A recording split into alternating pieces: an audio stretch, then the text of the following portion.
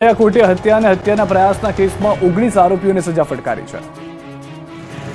હત્યા અને હત્યાના પ્રયાસના કેસમાં ખંભાળિયાના સેશન્સ કોર્ટે મહત્વનો ચુકાદો આપ્યો। કોર્ટે સમગ્ર કેસમાં 19 આરોપીઓને સજા ફટકારી। 2016માં સલાયા પોલીસ સ્ટેશનમાં બે જૂથ વચ્ચે મારામારી અને હત્યાનો ગુનો નોંધાયો હતો। મારામારીમાં એક વ્યક્તિનું મોત થયું હતું, જ્યારે કેટલાક લોકો ઇજાગ્રસ્ત થયા હતા। ત્યારે સમગ્ર કેસમાં ખંભાળિયા કોર્ટે 10 આરોપીઓને 10 વર્ષની સજા ફટકારી છે, જ્યારે હત્યાના કેસમાં 9 આરોપીઓ આજીવન કેદની સજા ફટકારાઈ છે।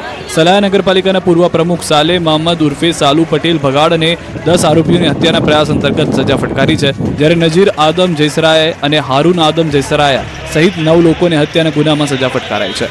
2016ના કેસમાં સેશન્સ કોર્ટે આરોપીઓને સજા સંભળાવતા જ સમગ્ર જિલ્લામાં ફરી એક વખત ભારે ચર્ચાએ જોર પકડ્યું છે। એટલે પ્રયાગરાજ મહાકુંભમાં સંગમમાં પવિત્ર ડૂબકી લગાવી, સાથે બડે હનુમાનજીના આશીર્વાદ પણ લીધા। મુખ્યમંત્રી ભૂપેન્દ્ર પટેલે મહાકુંભમાં પવિત્ર સ્નાન કર્યું, સાથે તેઓએ બડે હનુમાનજીના દર્શન પણ કર્યા। પ્રયાગરાજના કુંભ મેળામાં ત્રિવેણી સંગમ ખાતે શ્રદ્ધા ભક્તિપૂર્વક પવિત્ર સ્નાન કર્યું અને સાથે જળ અર્ધ્ય પણ અર્પણ કર્યા।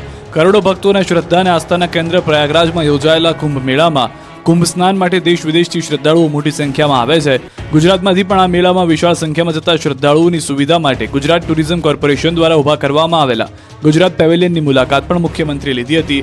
પ્રયાગરાજમાં પવિત્ર સ્નાન પહેલા ભૂપેન્દ્ર પટેલે બડે હનુમાનજીના દર્શન માટે પહોંચ્યા, જ્યાં તેઓ હનુમાનજીની પૂજા કરી આરતીનો લાભ લીધો। સાથે જ સીએમ ભૂપેન્દ્ર પટેલ હનુમાનજી સમક્ષ રાજ્યના વિકાસ અને ગુજરાતીઓ માટે કામના કરી હતી।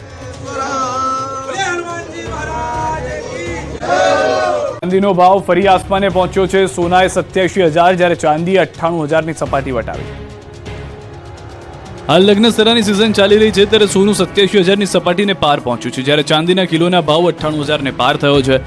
એક્સપર્ટ્સનું માનીએ તો આ વર્ષે સોનાનો ભાવ આસમાને આંમશે। વર્ષના અંત સુધીમાં 10 ગ્રામ 24 કેરેટ સોનું 95,000થી 1 લાખ રૂપિયા સુધી પહોંચે તો નવાય નહીં। 10 ગ્રામ 24 કેરેટ સોનાના ભાવ 88,000ની સપાટી વટાવી ચૂક્યો છે। સોનાના ભાવ વધવા પાછળના કારણો આંતરરાષ્ટ્રીય ફેરફાર હોવાનું સોની વેપારીઓનું માનવું છે। છેલ્લા 25 દિવસમાં 8,000 રૂપિયા કરતાં પણ વધુ ભાવ વધ્યા છે, જેની અસર રાજકોટની પ્રખ્યાત સોની બજાર ઉપર પણ થઈ રહી છે। રાજકોટની સોની બજારના વેપારીનું કહેવું છે કે હાલ ખરીદી તો સારી થઈ રહી છે, પરંતુ પહેલા જે પ્રમાણમાં ખરીદી થતી હતી તેમાં 30થી 40% કપાત થઈ છે। જો ભાવ ઘટતા ગ્રાહકો અને વેપારીઓને ફાયદો થઈ શકે છે। ગ્રાહકો પણ 10 તોલા સોનું લેવાનું હોય તો ભાવ વધારાને કારણે હાલ 6 થી 7 તોલા સોનું ખરીદી રહ્યા છે। વધુ એક વેપારીનું કહેવું છે કે અમેરિકાએ કેનેડા અને મેક્સિકો પર જે ટેરિફ લગાવ્યો છે તેની અસર સોના ચાંદીના ભાવ પર જોવા મળી રહી છે। હજુ પણ જો ટેરિફ યથાવત રાખશે તો સોનાના ભાવમાં હજુ પણ વધશે। ના બાદ પણ રાજકોટ અને વડોદરા શહેરનું તંત્ર કોઈ બોધપાઠ લેવા તૈયાર નથી। શહેરોમાં આજે પણ ખુલ્લી ગટરો મોત બનીને ઊભી છે। સુરતમાં ગટરમાં બાળક ખાબકતા મોત થતા ભારે ચકચાર મચી, પરંતુ આ ઘટના બાદ પણ રાજકોટ અને વડોદરા જેવા શહેરમાં ખુલ્લી ગટરો મોત બનીને ઊભી છે। સુરતની ઘટના બાદ ન્યૂઝ 18 ગુજરાતી વડોદરા અને રાજકોટમાં રિયાલિટી ચેક કરવા ગયું।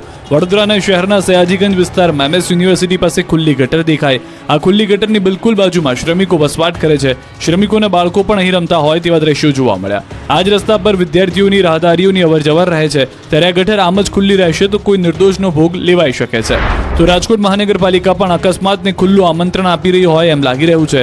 આ વાત અમારી ટીમ દ્વારા રાજકોટ શહેરમાં જ્યારે રિયાલિટી ચેક કરવામાં આવ્યું ત્યારે જોવા મળી। શહેરના નાના મોવા રોડ પર તંત્ર દ્વારા મોટો ખાડો ખોદી નાખવામાં આવ્યો, જો કે આ ખાડાની આસપાસ બેરિકેડ મારવાની કોઈ તસદી તંત્ર દ્વારા લેવામાં આવી ન હતી। જે જગ્યાએ ખાડો ખોદવામાં આવ્યો હતો ત્યાં માત્ર 100 મીટર દૂર જ એક ખાનગી સ્કૂલ આવેલી છે, ત્યારે જો અકસ્માત સર્જાય તો જવાબદાર કોણ, તે પણ સૌથી મોટો સવાલ ઉઠી રહ્યો છે।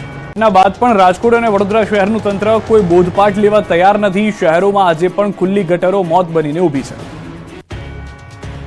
સુરતમાં ગટરમાં બાળક ખાબકતા મોત થતા ભારે ચકચાર મચી, પરંતુ આ ઘટના બાદ પણ રાજકોટ અને વડોદરા જેવા શહેરમાં ખુલ્લી ગટરો મોત બનીને ઊભી છે। સુરતની ઘટના બાદ ન્યૂઝ 18 ગુજરાતી વડોદરા અને રાજકોટમાં રિયાલિટી ચેક કરવા ગયું। વડોદરાના શહેરના સયાજીગંજ વિસ્તારમાં MS યુનિવર્સિટી પાસે ખુલ્લી ગટર દેખાય। આ ખુલ્લી ગટરની બિલકુલ બાજુમાં શ્રમિકો વસવાટ કરે છે। શ્રમિકોના બાળકો પણ અહીં રમતા હોય તેવા દ્રશ્યો જોવા મળ્યા। આ જ રસ્તા પર વિદ્યાર્થીઓની રાહદારીઓની અવરજવર રહે છે, ત્યારે આ ગટર આમ જ ખુલ્લી રહેશે તો કોઈ નિર્દોષનો ભોગ લેવાઈ શકે છે। તો રાજકોટ મહાનગરપાલિકા પણ અકસ્માતને ખુલ્લું આમંત્રણ આપી રહી હોય એમ લાગી રહ્યું છે। આ વાત અમારી ટીમ દ્વારા રાજકોટ શહેરમાં જ્યારે રિયાલિટી ચેક કરવામાં આવ્યું ત્યારે જોવા મળી। શહેરના નાના મોવા રોડ પર તંત્ર દ્વારા મોટો ખાડો ખોદી નાખવામાં આવ્યો, જો કે આ ખાડાની આસપાસ બેરિકેડ મારવાની કોઈ તસદી તંત્ર દ્વારા લેવામાં આવી ન હતી। જે જગ્યાએ ખાડો ખોદવામાં આવ્યો હતો ત્યાં માત્ર 100 મીટર દૂર જ એક ખાનગી સ્કૂલ આવેલી છે, ત્યારે જો અકસ્માત સર્જાય તો જવાબદાર કોણ, તે પણ સૌથી મોટો સવાલ ઉઠી રહ્યો છે। ના બાદ પણ રાજકોટ અને વડોદરા શહેરનું તંત્ર કોઈ બોધપાઠ લેવા તૈયાર નથી। શહેરોમાં આજે પણ ખુલ્લી ગટરો મોત બનીને ઊભી છે।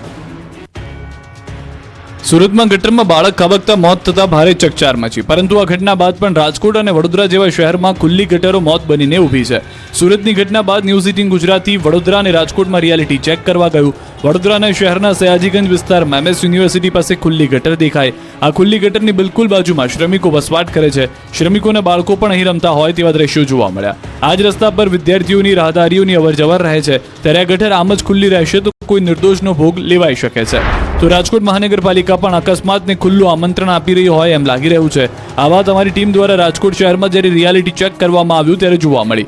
શહેરના નાના મોવા રોડ પર તંત્ર દ્વારા મોટો ખાડો ખોદી નાખવામાં આવ્યો, જો કે આ ખાડાની આસપાસ બેરિકેડ મારવાની કોઈ તસદી તંત્ર દ્વારા લેવામાં આવી ન હતી. જે જગ્યાએ ખાડો ખોદવામાં આવ્યો હતો ત્યાં માત્ર 100 મીટર દૂર જ એક ખાનગી સ્કૂલ આવેલી છે. ત્યારે જો અકસ્માત સર્જાય તો જવાબદાર કોણ, તે પણ સૌથી મોટો સવાલ ઉઠી રહ્યો છે. આ તરફ સુરત પોલીસે ચોરીના કેસ ઉકેલવામાં સફળતા મેળવી. શહેરના વેસુ વિસ્તારમાં જૈન દેરાસરમાં મૂર્તિ અને દાગીનાની ચોરીનો ભેદ ઉકેલી લેવામાં આવ્યો છે. 2 સગા ભાઈઓની પોલીસે ધરપકડ કરી છે. પોલીસે સરદાર માર્કેટથી રાજુ મીણા અને મહેન્દ્ર મીણાને દબોચી લઈ તેમની પાસેથી 58,000થી વધુનો મુદ્દામાલ કબજે કર્યો. ચોરીના કેસમાં ઝડપાયેલા બંને ભાઈઓ સુરતમાં મજૂરી કામ કરે છે. તપાસમાં એ પણ સામે આવ્યું છે કે ગત દિવાળીના તહેવારમાં તેઓ વેસુના આશાપુરા મંદિરમાં પણ મૂર્તિ અને ઘરેણાની ચોરીને અંજામ આપ્યા હતો. તો સુરત ક્રાઇમ બ્રાન્ચે પણ ચોરીના 2 રીઢા ગુનેગારોને દબોચી લીધા છે. બંને શખ્સો મોડી રાત્રે વાહન, મોબાઈલ અને ઘરફોડ ચોરીને અંજામ આપતા હતા. આરોપીઓ પાસેથી 21 મોબાઈલ, 5 બાઇક અને 1 લેપટોપ મળી 4,14,000નો મુદ્દામાલ જપ્ત કરાયો.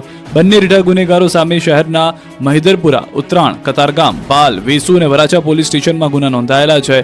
અગાઉ 2 પૈકી એક આરોપી ઘરફોડ, ચેઇન સ્નેચિંગ, મોબાઈલ અને વાહન ચોરીના ગુનામાં પકડાઈ ચૂક્યો છે. ડ્રો સંચાલકો જાણે કે બેખોફ હોય તેમ લાગી રહ્યું છે. બનાસકાંઠામાં લકી ડ્રો સંચાલકો સામે પોલીસ સકંજો કસવા માટે કવાયત કરી રહી છે, પરંતુ ડ્રો સંચાલકોને જાણે કે પોલીસનો કોઈ જ ડર ન હોય તેવો ઘાટ સર્જાયો છે. લકી ડ્રો સંચાલક પર પોલીસની નજર હોવા છતાં તેણે ડ્રો કરવાનો વિડીયો જાહેર કરી પોલીસને જાણે કે પડકાર ફેંક્યો. અશોક માળી પર આરોપ છે કે ગૌશાળામાં નામે લકી ડ્રો યોજી લોકો સાથે ઠગાઈ કરવામાં આવે છે અને અત્યાર સુધીમાં અશોક માળી સામે 2 ફરિયાદો પણ નોંધાઈ ચૂકી છે.